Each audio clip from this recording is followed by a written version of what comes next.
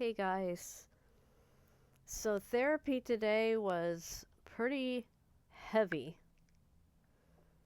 because I had to unpack some really difficult emotions, and basically I wrote it down, and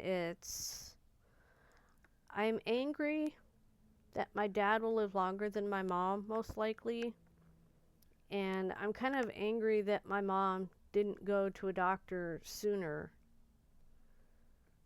And at the same time, even if she had this problem with her lung, probably would have still been missed because her GP tried to pass off the spot on the x-ray as it's just a mass, but I don't think it's cancer, when it is fucking cancer.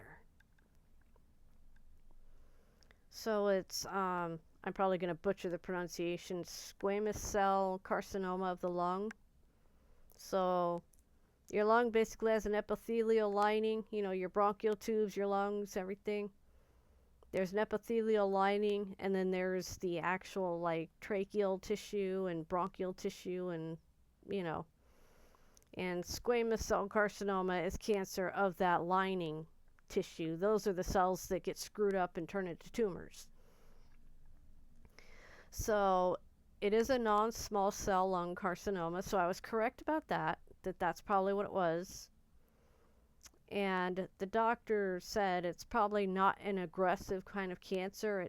It's not one that's likely to spread, although it could, but it's not as likely to.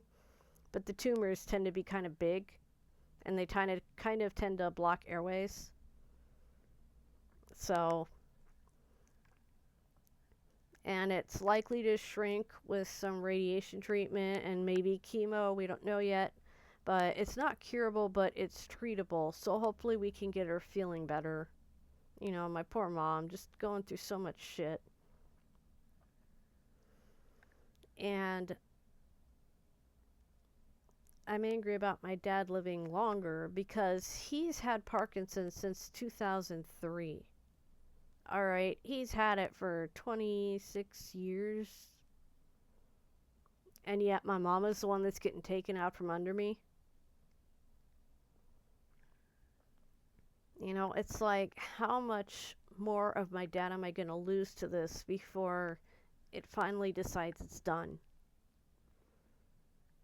And why am I going to have to watch this happen without my mom eventually in the future? I don't know. I mean, something could still happen to him before she goes. They could go within days of each other. I don't know. I can't see the future.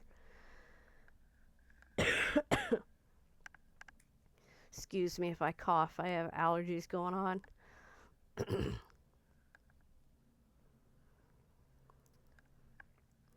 But just this anger, I was able to unpack it and feel better because it's like Laura helped me suss out what the actual problem is, and it's that I want control. And I think that if I can control what happens around me and get people to do what I want them to do, that I will feel safe and that I will feel better about myself. And that when I don't get that to happen, because you cannot mind control other people into doing what you want, my brain goes, okay, that didn't work out, so you failed, you're a failure, and you should go drop dead and kill yourself. And because I've been programmed since birth, basically, by my dad, that if you set a goal and you don't accomplish it, you're a failure. That's basically what he has taught me my whole life.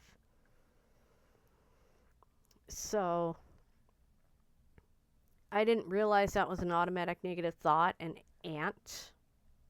I didn't realize that this feeling of failure if I can't get something to work out the way I wanted it to because it requires people,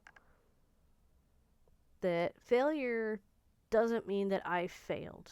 It doesn't mean that I am a failure of a person. It just means I failed at that one little thing. My whole life isn't a failure. I'm not a failure. But it's a subconscious thing that Laura helped me bring out into my conscious mind. While we were talking, the realization came to me. And it was just like a holy shit moment. I mean, it really was a holy shit moment. So when I start having those thoughts of, I couldn't make these people do what I was hoping they would do, therefore I'm a failure, I've got to ask them the 4 questions that I've got on my stereo over there. Is it true? Where did I learn it? Oh, my dad put that in my head since I was a kid. Okay. Can I know it's true? What is the reality?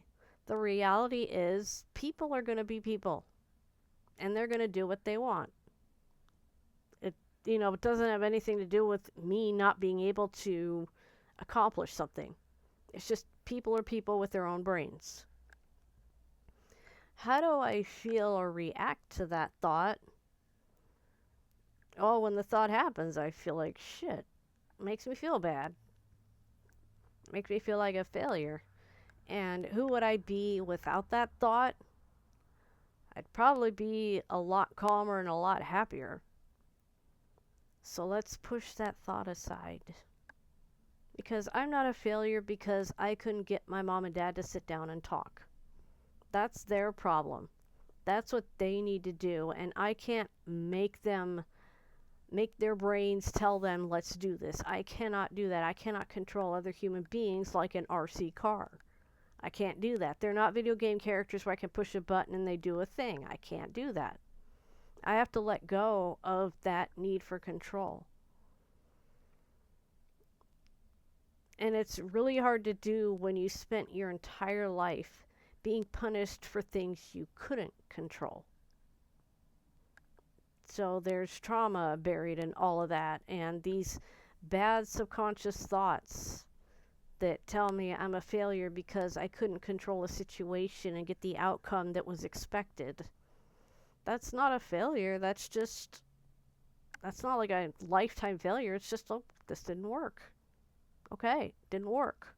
So what can we do to fix it? Or do I need to let it go? Easier said than done, right?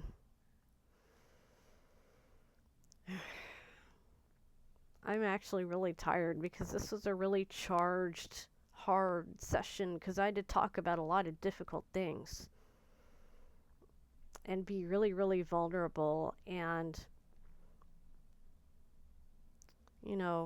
being vulnerable about my feelings is something I got punished for by my dad. And I can't let him keep calling the shots when he's not in the room to call the shots. And even if he is in the room, he doesn't think with my brain, so he does not deserve a place in it. So I've got to work on letting things go, let them, let me. And I can't control what happens around me so much. I can only control myself. And I need to stop punishing myself for things I can't control. Because that's not my fault. I didn't do anything to cause the situation to be out of control. It wasn't me that did it. It was my own mom's lack of going to the doctor. It's my dad's lacking the ability to see in shades of gray, and instead he only sees black and white. Either it's good or it's bad. There's no, well, okay, let's try this instead. With him, it's either you succeed or you fail. And just because he sees the world that way doesn't mean I have to. And as an autistic person, I know black and white thinking can be a thing that we do. Because it makes a lot of sense, but reality is shades of gray. So we got to work on that. And I've got to work on that. But I do want to point out that my anger part, my big boy here, this guy, this was the one that inside of my head, he came to me and he basically bent down and imparted to me these things that I needed to talk about in therapy. And like my Godzilla part, he doesn't speak words like you and I do. He communicates with feelings. And I have to turn them into words. And all of my parts, my trauma part here. -1 Godzilla is my trauma. MonsterVerse Godzilla is my anger. And this is just about the scale of their size difference, what it would be like if they met. This is pretty close to what it'd look like, I think. But anyway, they all have their own set of complex emotions too. They're not just angry or just trauma. I mean, my angry part can be happy. My trauma part can be sad. So for Angry to make the effort to communicate with me the best way he knows how, I'm proud of you. So I'm really, really proud of this part. Because he had to work really hard to get me to understand what he was trying to say to me. So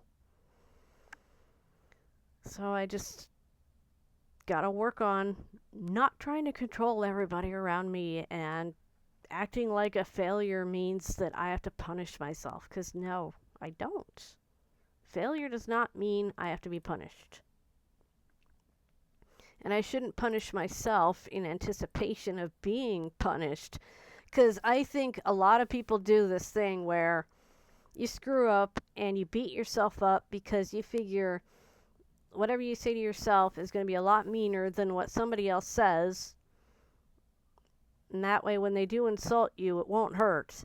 But if you think to yourself, oh God, I'm a piece of shit, and then someone else goes, you're a piece of shit, guess what it does? It just reinforces your own thought to yourself. So don't feed that thing in you that says to do that. Don't feed that nasty, mean voice inside of you. You tell it to shut up. You say, I made a mistake, and let's work on it, rather than, oh my God, I'm a failure, I'm a loser, I'm worthless. No, you're not. You are not a failure, you're not worthless, and you're not a loser. You're a person that is trying. Okay? Mwah. Love you. Hang in there, guys.